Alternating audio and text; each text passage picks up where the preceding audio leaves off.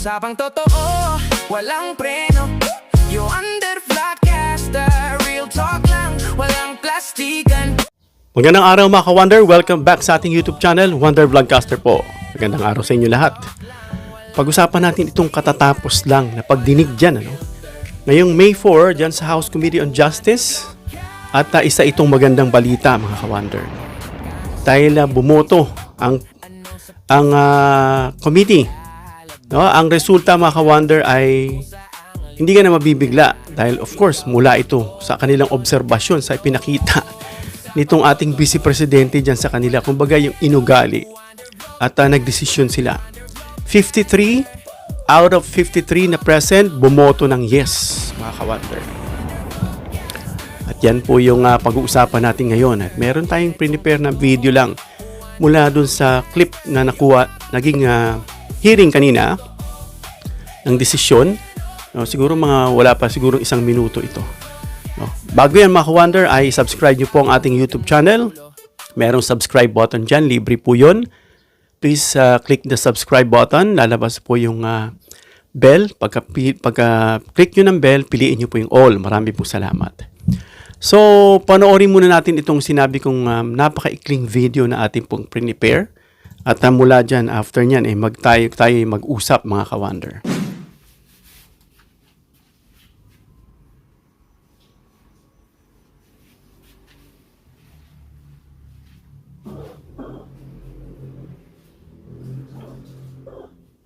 You may put down your hands.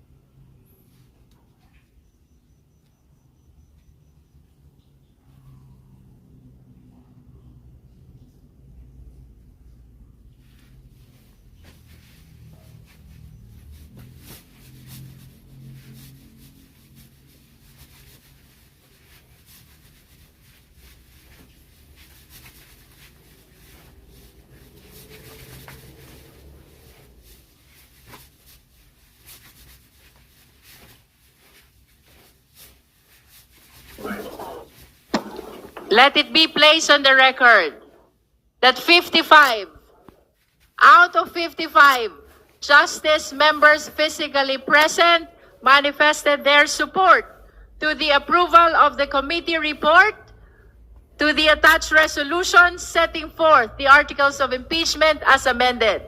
The chair therefore declares the motion unanimously approved. So yun mga ka-Wonder, nagdesisyon na ang buong komite and it was unanimously approved. No? At bumoto nga, wala pong tumanggi. At alam natin mga ka-Wonder na ang nilalaman na impeachment na ito para dun sa hindi pa ho updated, ito yung sinasabing alleged misuse of confidential funds. Kaya alleged po, kasi kailangan pa itong patunayan. At kailangan nga nitong explain ni Sara Duterte. At yung unexplained wealth o hindi may paliwanag na yaman yan na siyang natagpuan. Biruin mo. Sabi nga nila, isang bangko pa lang daw iyan. Mukhang naniniwala sila na mas malaki pa yung hindi nakadeklara o hindi pa na-discover mga ka-Wonder. 6.7 billion dumaan sa kanya dito sa isang bangko. How about the properties, kung ano-ano pa na hindi pa ho na-discover? Na pinaniniwalaan ngang mas malaki pa ang matutuklasan mga ka-Wonder. At yung mga pahayag umano na nagbanta siya kay Pangulong Marcos, alam natin na tinatanggi niya nga. Paano niya maitatanggi? Kitang-kita ito ng buong publiko. Nung nanakot siya sa Pangulo, na nag-hire na raw siya ng papatay. At no joke, sabi niya. So no joke din itong kakaharapin niya. At of course, yung iba pa dyan, yung betrayal of public trust or culpable violation of the Constitution at kung ano pa. Yung mga ka-Wonder na ano ang nangyari dyan kanina sa House Committee on Justice. Okay, ngayon, ito yung pinaka-main event natin. Ano ba yung nangyari? So, nangyari dyan mga ka-Wonder, inaaprubahan nga ng buong komite, itong report at yung draft resolution. Yung House ay nag-approve ng committee report. Kasi i-report na nila yung kanila pong mga nangyari, yung sinagawa No? Kasama na dyan, of course, itong articles of impeachment laban dyan kay Sara Duterte.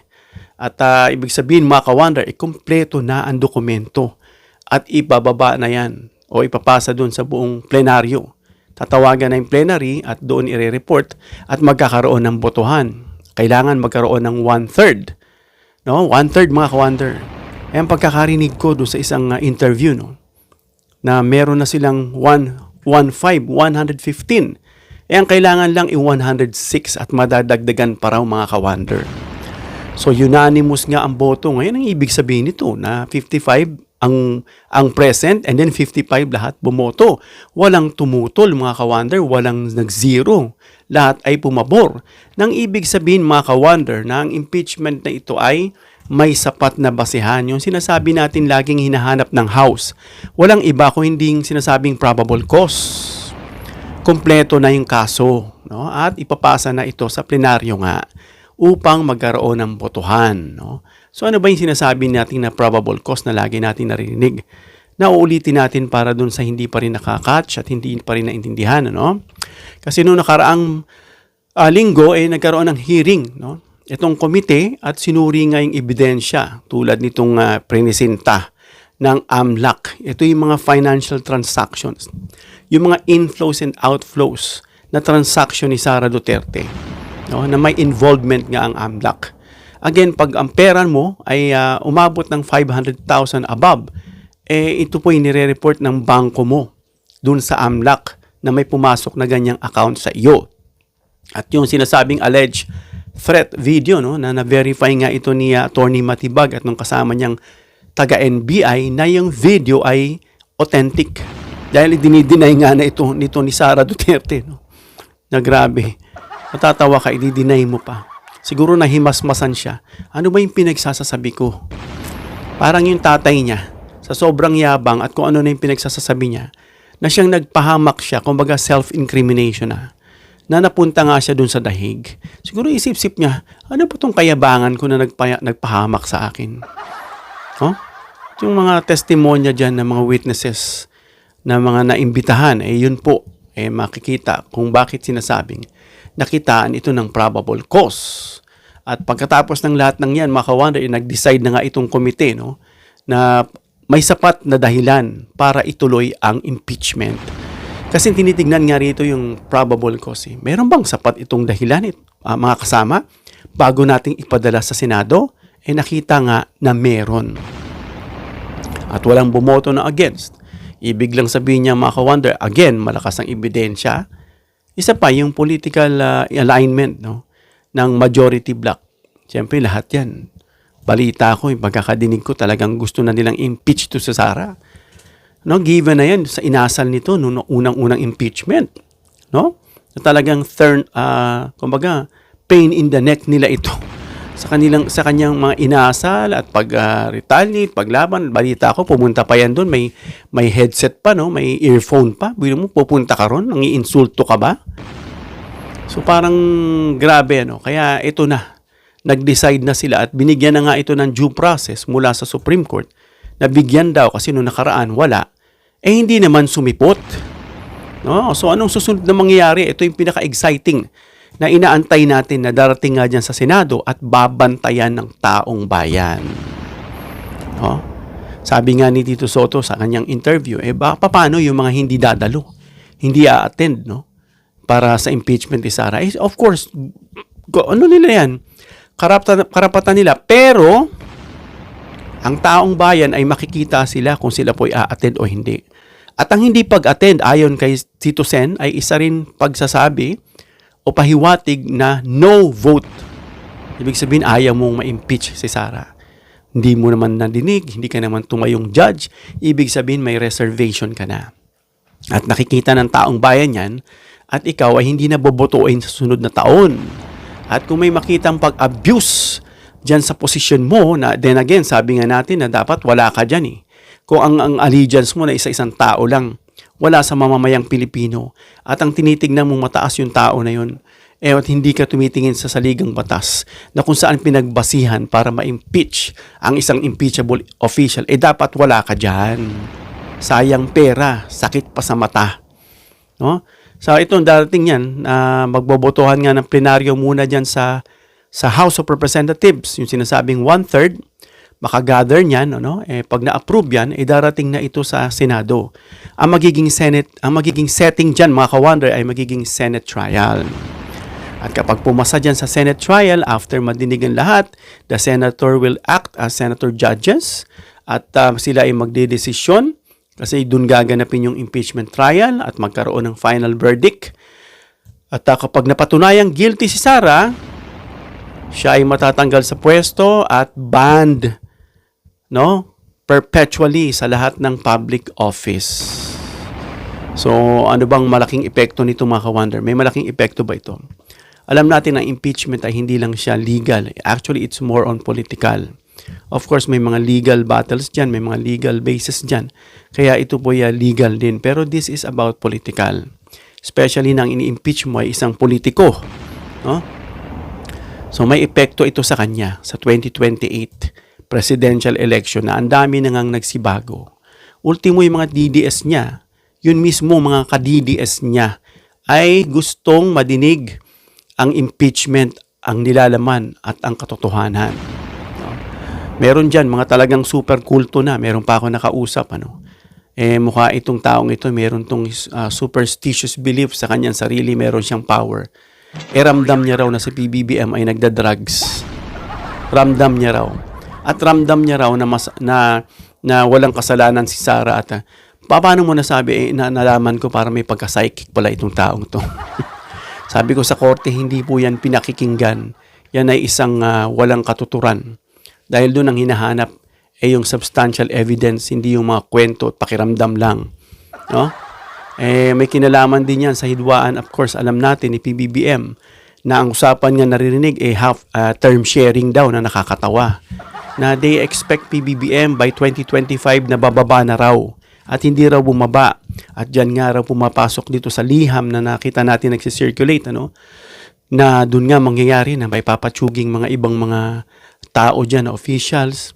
Biruin mo, ganun kaseryoso dahil sa kaganid, sa kapangyarihan at pera, sa kagustuhan lang maituloy yung kanilang mga malalagim na balak at ito namang mga TANGA at BOBO na tagasunod, kasama na dyan yung mga kasama sa mga ibang relihiyon na nakita natin, kilala natin, na you look up to them at pagdating sa opinion at pananaw, bokya. Aray ko. Dismayado ka. Ayoko na lang magsalita pero nawala yun. Yung ating boundary na yun. Nagkaroon ng boundary, I mean. At yung posibleng magbago ang power dynamic sa gobyerno. Alam natin na itong Duterte, half dyan o ilan dyan, talaga maka-Duterte. Maaring magbago ang kanilang pananaw. Doon pa lang sa nakita nila sa House Committee on Justice, sapat na kahit hindi mabuksan yung ITR. Talagang marami na nagbago. Ang hindi na lang nagbabago, yung wala na talagang pagbabago. So ayan mga ka-wonder, ayan na naging desisyon dito sa House Committee on Justice ngayon at nagkaroon mga ka-wonder ng pagboboto ngayong araw na itong ang House Committee ay nagkaroon ng botohan na 55 out of 55, inaprubahan ng committee report and then yung draft ng resolution. Kasama na dyan yung impeachment, articles of impeachment nitong si Sara Duterte. So good news yan. Antayin natin yung pagdating sa plenaryo. Magbobotohan ng 1/3. After nyan ay itatransmit dito sa Senado para maging isang Senate trial para kay Sara Duterte. Hanggang dito lang tayo mga ka-wonder. Comment down below your opinion para mabasa natin at mareaksyonan. Please give me a thumbs up if you like this video para ma-share ni YouTube sa iba pang viewers. Please share this video para malaman nila ang nangyari ngayong desisyon dyan sa House Committee on Justice. And please subscribe, hit the notification bell icon and choose all bilang suporta sa aming mga content creators. Hanggang sa muli mga ka-wonder. God bless.